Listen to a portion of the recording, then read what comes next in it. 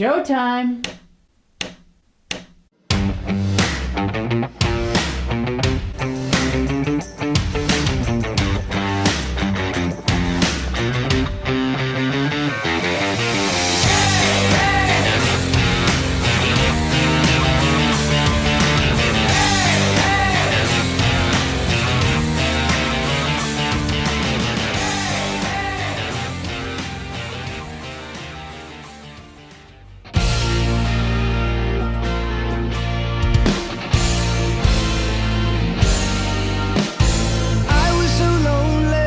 Until I met you, told myself I'd get by without love. Drowning my sorrows, avoiding tomorrows, kind of felt that I just had enough. You lighted my face with your jokes and your smiles, and the way that you came here tonight. Don't know what you got, but I'm sure glad I found you. Could be wrong, but it sure feels right.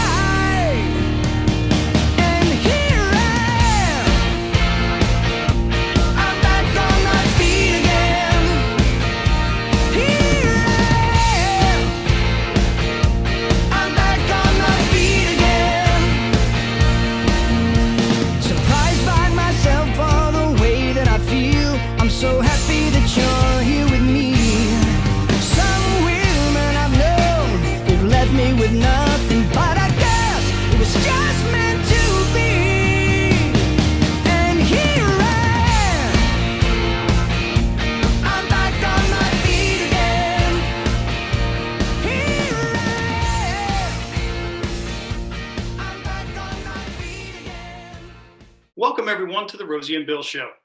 Our guest this week has performed as the lead tenor, vocalist, and bass player for the Rock and Roll Hall of Fame band Chicago, and he's played bass for Rock and Roll Hall of Famer Don Felder. He's also released 4 solo albums, and his music has been featured on numerous television shows and networks. Please welcome to the Rosie and Bill Show a man whose voice can hit notes most of us can only dream about, Jeff Coffey. Jeff, welcome to the show. Thank you guys for having me. Jeff, it's great to have you here, man. What a set of pipes you have. It's unbelievable. It's such a pleasure to hear you sing and watch you play. Now, obviously, you've played with some major heavy hitters and a lot of great bands over the years, but let's go to May of 2016, where you had the opportunity to play and sing with Chicago. How did that come about, and what was that experience like? Oh, well, it was, it came about at that particular time. Jason Sheff, who had been there for 31 years, he took Peter Cetera's place back in '85. And he at that particular point in time in 2016, he was looking for a little time off. He needed to be home, some family things that were going on. And so they had been looking for some guys, tenor vocalists and bassists to audition and everything. They'd been working with some guys in LA, didn't work out, working with some guys in Nashville, didn't work out. And I had been going up to Nashville kind of on a regular basis, kind of getting back into the business again and reconnecting with some of my good friends like Tom Hurst, and we did the loud jams and the drummer jams. And so it was a great way for me to play and meet all these musicians who had big country touring gigs and rock touring gigs, and your name gets thrown in the hat when things come up like this, which is basically what happened. They started calling around Nashville again. Keith Howland, the guitarist for Chicago, longtime guitarist, there for 27 years. He called around some friends, some guys that I had met through the jams. And they were like, yeah, man, you got to call this guy Jeff Coffey. Excuse me. And so time went on again, and they were still looking for other people. And then he started calling again. And it's like, I'm telling you, you need to call this guy Jeff Coffey. So a couple of my friends, like Chris Nix, he called him, he's a guitarist. John Cowan, who now plays bass with the Doobie Brothers for a number of years now. They're all telling him, yeah, call Jeff Coffey. So long story short, he called me and we talked, and Keith and I immediately hit it off. We realized immediately that we were kind of like bred from the same leaf there, and musically we knew a lot of the same groups. We loved a lot of the same music. And so anyway, they sent me live tracks of the band minus bass and vocals, and I did video auditions. I videoed myself playing bass and singing to them live, and I sent 3 songs in. They liked what they heard. They sent me a 4th.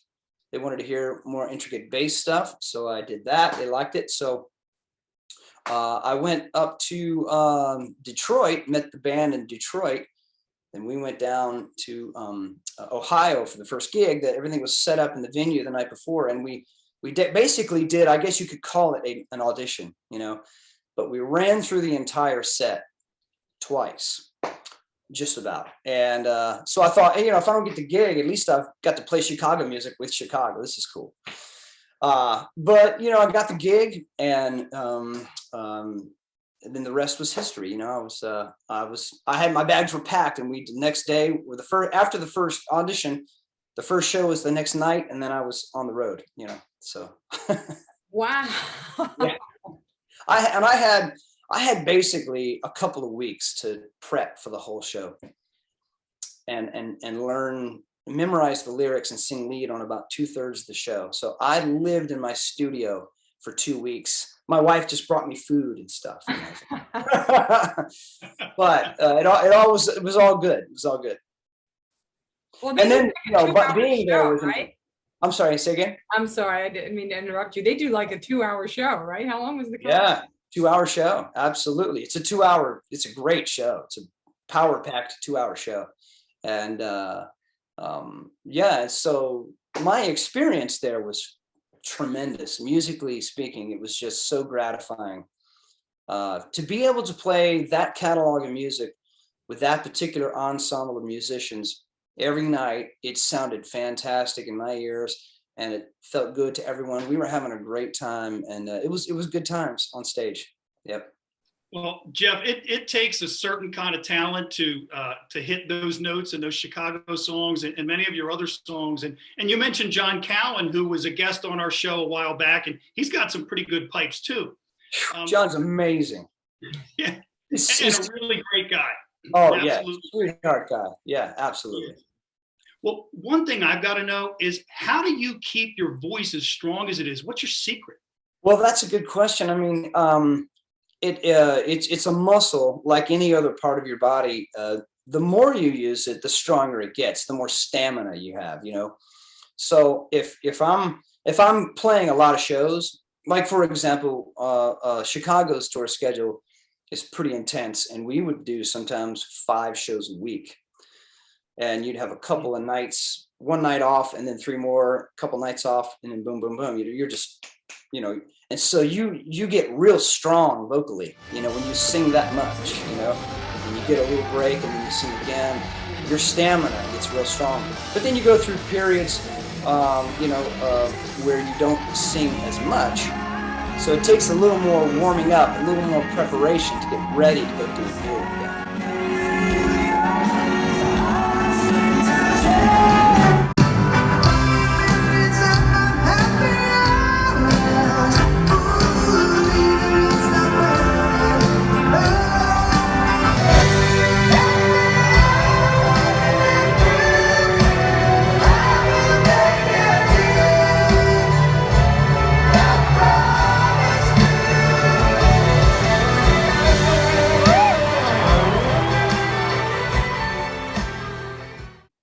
Jeff, do you take voice lessons? Never took a voice lesson. No. Wow. That is I never took bass lessons. I never took guitar lessons. I was pretty much self-taught with everything. I started out in bands locally in town here, playing bass and singing all the high harmonies, which is it was just there, and so that's how I kind of developed that upper register. But then years later, when I started doing my own thing, singing more leads, I found myself more in a kind of a middle register, and that wasn't as strong as the upper register because that's where I lived all the time. So I had to develop that just from doing it and doing it and doing it. So then the range increased as I started singing leads, So it's just it's it's a muscle. You have to train it, you know. Right. How challenging was it to play bass? Because as someone who many years ago played the drums and sang, and that's not easy. Well, playing bass and singing lead's no piece of cake either. Right. How difficult was that to master? Yeah, it's like a little bit of this, right? Yeah, exactly. Yeah, because, well, it was interesting because it can be a little bit easier playing guitar and singing, because a lot of times you're doing a strumming pattern. If you're playing rhythm guitar, you're kind of strumming to the beat. But with bass, you're locking in with the kick drum, and you have a lot of syncopation, little syncopated parts that are kind of antithesis of what the vocal melody is doing. So that took some years just to get that skill down.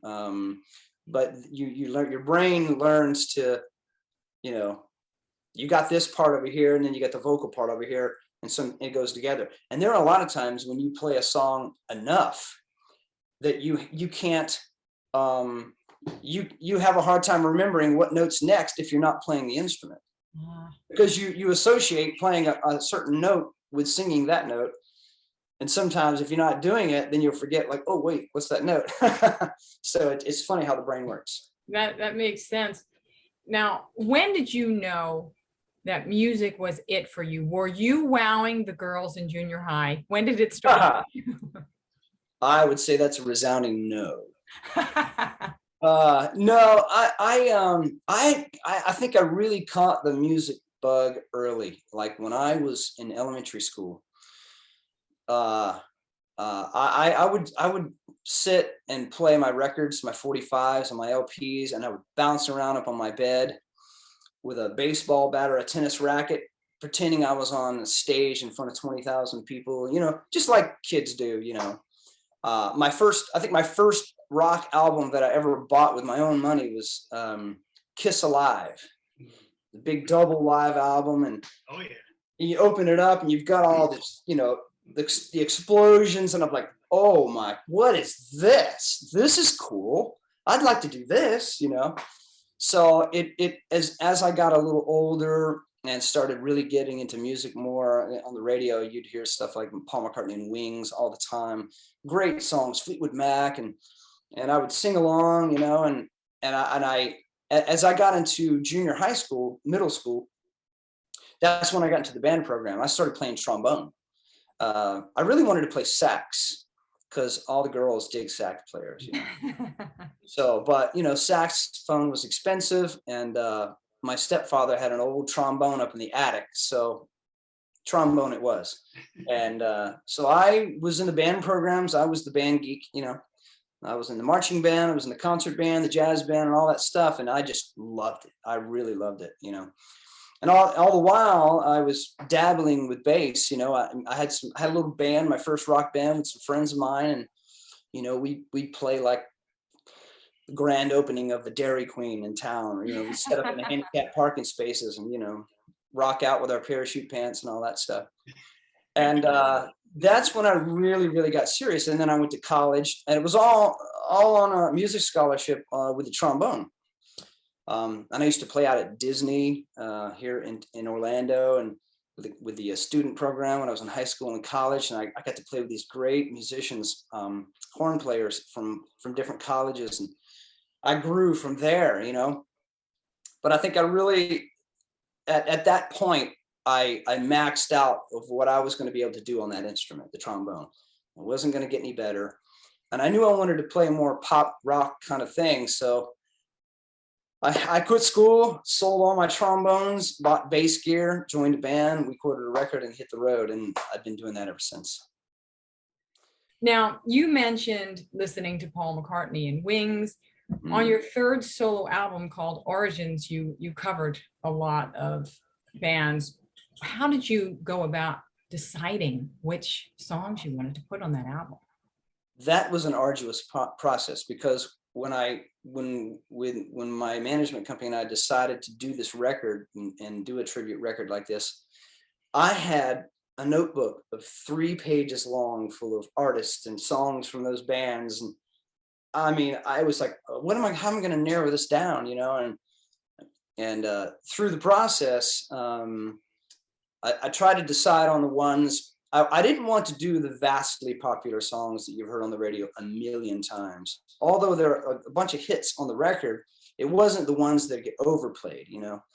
It was ones that I loved, ones that kind of struck me, and ones that I wanted to dive into on the record. But yeah, there's Journey on there because Steve Perry was a hero of mine, you know. Sting, you know, Paul McCartney. There's Queen on there. There's Triumph, some Rick Emmett, you know. So it was making that record was a blast. It really was fun trip down memory lane for me to dive into these songs. And from that huge list, I narrowed it down to about, you know, I don't know, 13 songs, and I ended up putting 14 on the record. So Jeff, I will commend you on the choices, and also on, you know, the Magic Power Triumph song. I don't know, you could probably count on one hand how many people could hit those notes. But Back on My Feet Again, the Babies is on that album, and I'm a big John Waite and Babies fan. Oh. And I love your version, your cover version of that song, and the video. Powerful, inspirational. I mean, the song's amazing itself, but where did the concept for that video come from? That was through a conversation with my manager at the time. We decided to make it about the fans, you know, and have them be a part of it. And there are so many people out there who are struggling with, you know, physical ailments, injuries, mental ailments, all kinds of different things. And we thought this would be a good avenue for them to be a part of this video. And we told them, hey, you know, send us a video. Here's the criteria. You talk about, you know, what you've gone through. And there were people who, you know, been suffering from various types of cancer, injuries, depression, you know, and so it really became a message of a positive message to other people out there who are still struggling with things. That, look, there's light at the end of the tunnel, and, you know, you can get back on your feet again. That was the kind of message behind the video for the song. And so it really turned out great. I'm happy with the way it turned out. And my good buddy, Tristan Bowden from Chicago was on the video as well, you know, talking about his story, you know. So it was such a great thing to do. And I loved everyone's contribution to it. And in speaking with other survivors, there's one thing that I've found that we all have in common. It's so easy to kind of circle the drain and think dark thoughts. So I'm so grateful, and I just want to try to impart that how important a positive attitude and positivity is in life. I was so lonely until I met you. Told myself I'd get by without love. Drowning my sorrows, avoiding tomorrows. Kind of felt that I just had enough. And here I am. I'm back on my feet again. Here I am. I'm back on my feet again. Well, Jeff, you released your 4th studio album last year, I believe, this time around. How's that been received so far? Really good, really positively. I got some good press from it, which is all of that stuff is on my website. But I get a lot of good feedback from the people who bought the record, and the people will tell me their favorites. And I released, interestingly, that record when I was on the road with Don Felder, when it was in February of 2020, and we were doing a couple of rock cruises. We did this 70s rock and romance cruise, and then right after that we jumped on the rock legends cruise. And we were on the week of the rock legends cruise is when you really started hearing about COVID hitting, and they would tell you on the news is, you know, stay home. You know, the worst place you can be right now is in large areas, confined areas with lots of people. I was like, I'm on a cruise ship. This is not good. So, and then about a week after we got off the ship, everything shut down. The brakes went on. The music industry, the live touring concert music industry, shut down. And so it was like having, the rug pulled out from under your feet. Us musicians, we couldn't go out and do what we do, but it did, because I didn't have to be on a plane and go somewhere and play a show. It gave me time to sit and collect my thoughts and write and record a new record. And so that's what I did. But I had already had some tracks that were finished before the end of 2020, but I did not want this record to be associated with 2020 in any way, shape, or form. So I waited till New Year's Eve or New Year's night morning, when the ball dropped, I released the first single. And then I did another single a couple months later, which was the title track this time around. And now I'm getting ready to do another single from the record and another video. So just going to keep releasing songs from the record. You mentioned earlier that, when you started getting back into music, when you went to Nashville, a man with the caliber talent that you have, it's hard to imagine you not like stopping or taking a break at all. Mm. What made you take a break from the music industry? Well, yeah, it's a good question. I mean, I probably 3 years before I came into the Chicago situation, maybe 3 or 4 years, I didn't go the route of, going to LA or going to Nashville, getting a gig with a big artist and doing the big tours and stuff like that. All the years that I had been in music, I was always trying to be the artist. I was in bands and we tried to make it, and then, some bands didn't work out. One band I was in, a band called House of Dreams, we were together for 5-6 years, and we got to deal with RC Records, and we thought, okay, this is it. This is our moment, and that was right about the time Napster started coming in and, shooting everything in the foot. And so then we got dropped and all that stuff. So then I started doing my solo thing in 2000, and still just trying to be the artist, which is the most difficult route. It is a hard thing to do. And I just got burnt. I got so burnt because it's not a 9-to-5 job. You live it, you breathe it, you eat it. It's all consuming, and it can get the best of you sometimes. So I took a break. I said, you know what? For about 3.5 years, I packed up all of my instruments. I didn't listen to the radio in the car. I didn't sing. I didn't want to talk about music. And I just did something else for a while. But then I missed it. It was like this gaping hole in my soul that I needed in my life. It defines who I am. So I said, well, I got to start singing again. Actually, it was a story. My wife and I went to a couple of concerts, one of which was a Keith Urban show. And, we're watching the show, and she's looking at me, and she's like, you want to play music again, don't you? And I said, yep.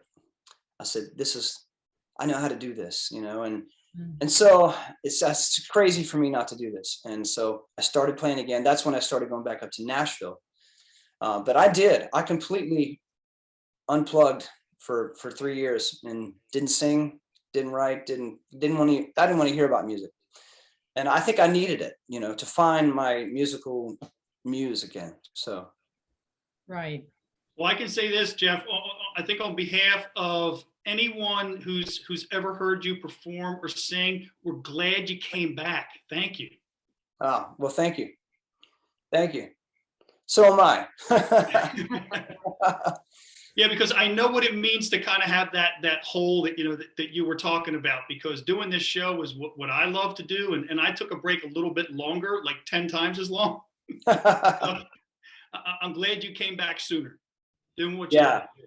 Well, it's like what your parents maybe had told you years ago. If you can, everybody's got to work, but if you can find something that you really love to do and figure out a way to make it work, and that's basically what I decided to do when I came back to it. I said, this is what I'm going to do until I physically can't do it anymore. So I'm going to figure this out, and it's been a good thing, being back in it, for sure. Definitely, definitely. You don't want to deny your purpose, and you were given those gifts for a reason. You're meant to use them, you know. Exactly. I would hate for anything that like that to go to waste, and the more I do it, it becomes a relationship with the people who come and see me play and who listen to my music. So it's validation that if I write songs and I perform to make myself happy, that if I'm happy with it, and if that makes other people happy, well, then that's why I'm doing it, so. Jeff, what do you have coming up in 2022 for us to look forward to? Well, there's some really cool things happening this year. I'm finally getting out there and able to get out and play again. Things are opening up. They're not 100% open up yet in lots of parts of the countries. There's still a lot of places with a lot of crazy mandates and this and that. Cancellations happening, and attendance is down in certain parts of the country. People are still a little scared, which they shouldn't be, man, because if you can have 80,000 people going to a football game, well, then I think you'll be cool with 2,000 people at a show, But so I'm hoping by spring, summer, that it will be relaxed a little bit and things will open up a little better. I'm going to continue to get out there and play. And I've been playing. One cool thing about it is getting back out there. I've been playing a lot of listening rooms, which has been great. I just did one in Bluffton, South Carolina last weekend, and it was a sold out show. And I've got some other ones coming up here in Florida that are probably going to sell out. And it's great to play a venue like that because people come there specifically to listen to music. It's not like a bar or a club or where people are talking. They're there to listen to music, so they really appreciate what you do. And it just makes for a great experience, both for the performer and for the person in the audience. So that's been a real cool thing, a new thing for me to do, and I've been enjoying it. Got some other really cool, really big surprises for people who've been following me for a few years, and I can't wait to talk about it, but I can't talk about it right.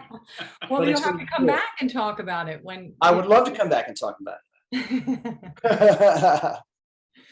That sounds like a great plan. So, Jeff, we are really happy that you took some time out to chat with us. We enjoyed getting to know you and hearing what's going on in your life and with your music. And on that note, we'd love to end the show with one of the tracks from your latest album. Would that be okay with you?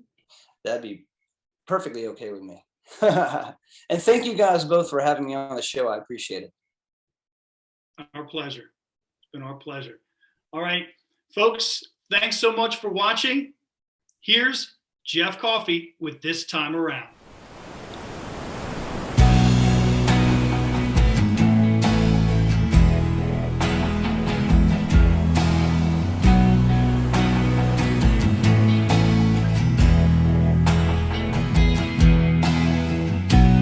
As I sit here by the ocean, I watch the waves kiss the sand.